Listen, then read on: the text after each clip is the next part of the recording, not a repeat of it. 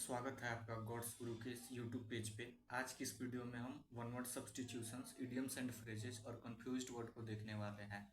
ये मैंने सभी सेलेक्टेड और इम्पोर्टेंट रखे हैं और ये पूरे एसएससी के डिफरेंट एग्जाम में पूछे हुए प्रीवियस ईयर के वोकैब हैं।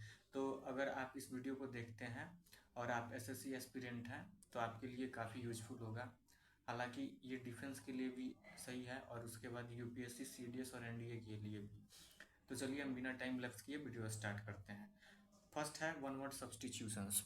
वन वर्ड सब्स्टिट्यूशंस में फर्स्ट है अ लवर ऑफ लर्निंग, यानी जो सीखने का प्रेमी होता है उसे हम क्या बोलते हैं? फिलोमैथ बोलते हैं।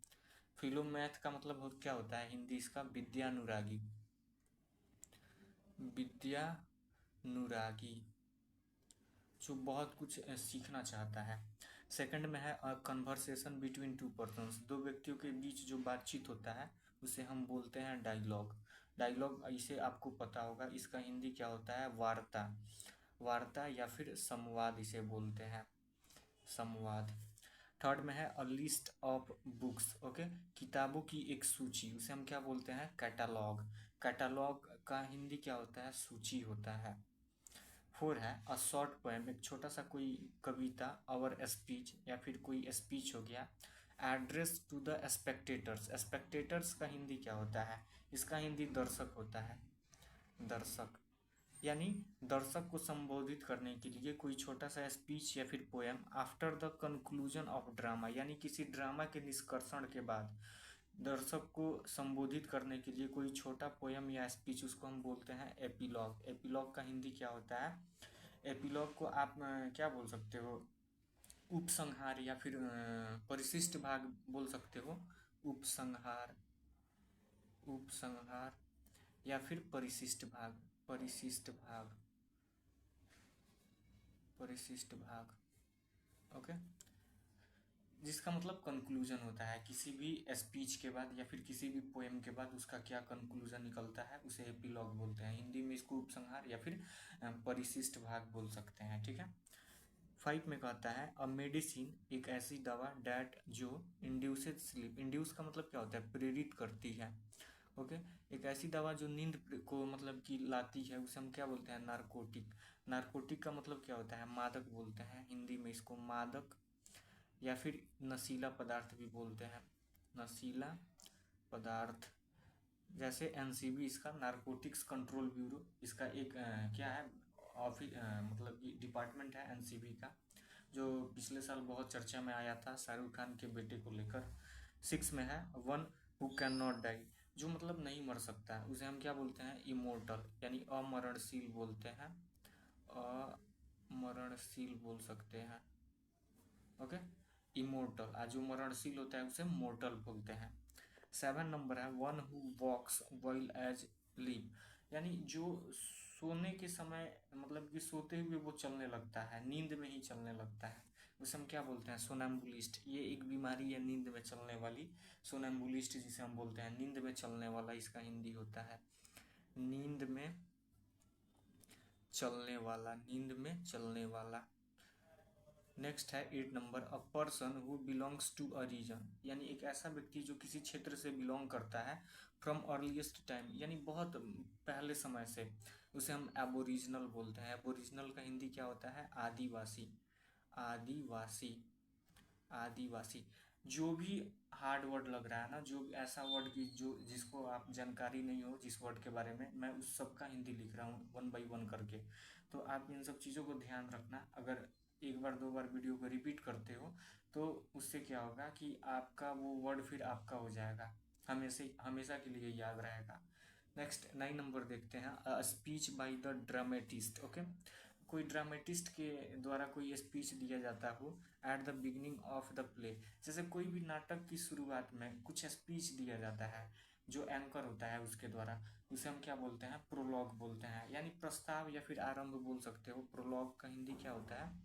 प्रस्ताव, प्रस्ताव या फिर आरंभ, या फिर क्या होता है? आरंभ होता है, ठीक है। 10 नंबर है an area of the land, यानी किसी भी भूमि का क्षेत्रफल होता है, डैट इज जो ऑलवेज वेट, यानी जो हमेशा गीला होता है। वेट का हिंदी क्या होता है? गीला। एंड इज ओवर ग्रोन, और जिस पर उगा होता है, विथ वेरियस, बहुत प्रकार के, सर्ब्स एंड एस्ट्रीज। सर्ब्स का मतलब क्या होता है, झाड़ी होता है, झाड़ियाँ यहाँ पे हो जाएगा एस लगाया तो, और यहाँ पे ट्री का मतलब सब जानता है पेड़।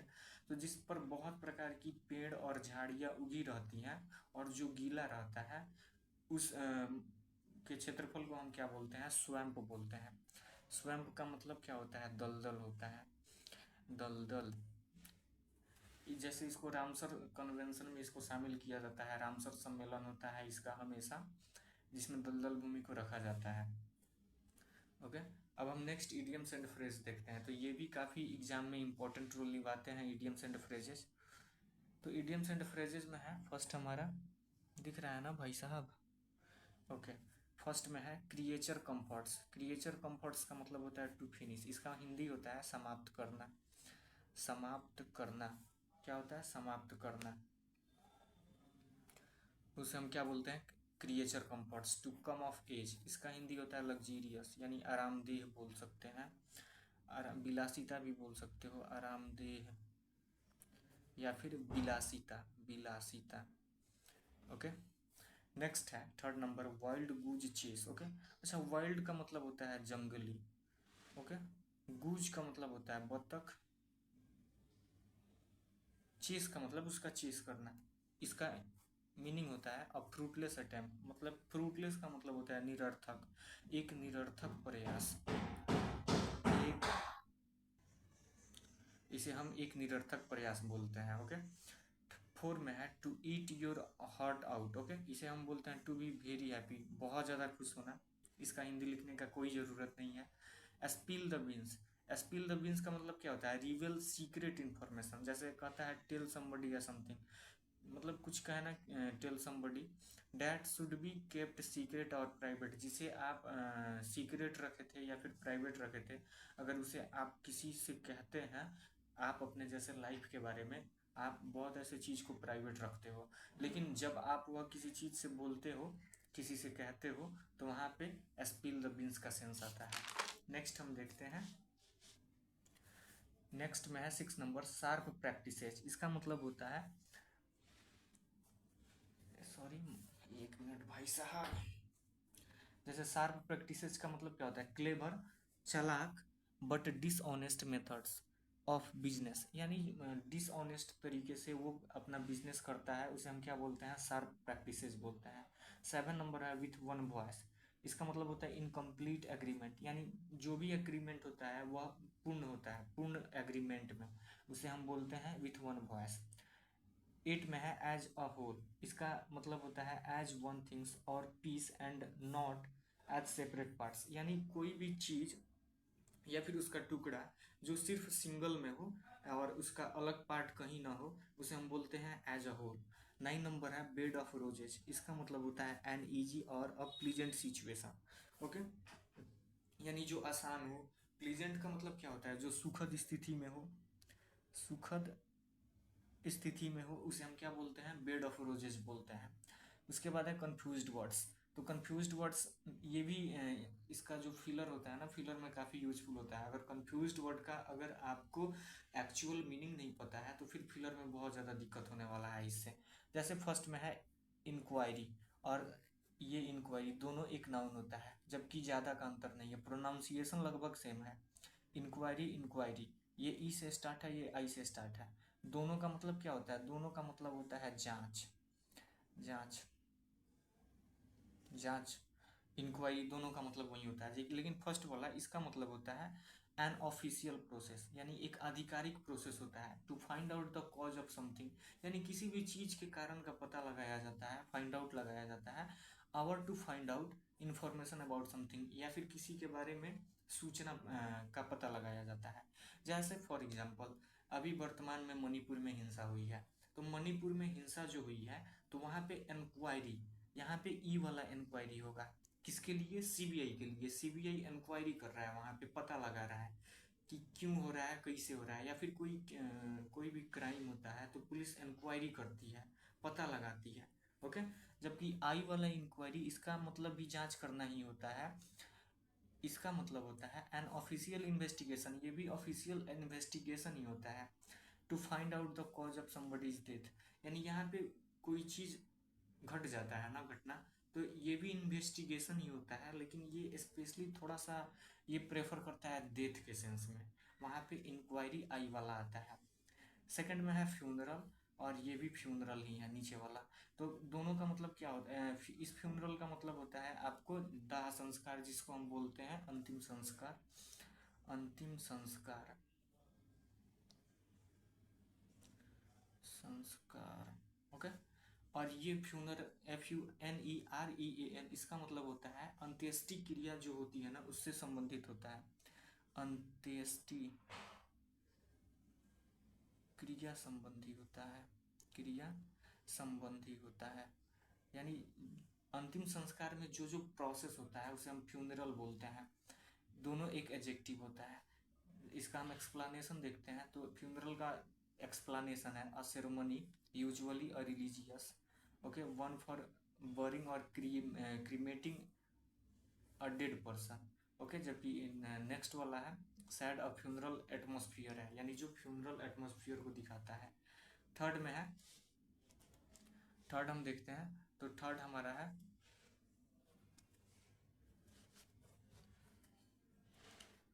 जैसे इंजीनियस बोलते हैं और इंजीनियस, दोनों में ज़्यादा का अंतर नहीं है, UOUS, IOUS, ओके।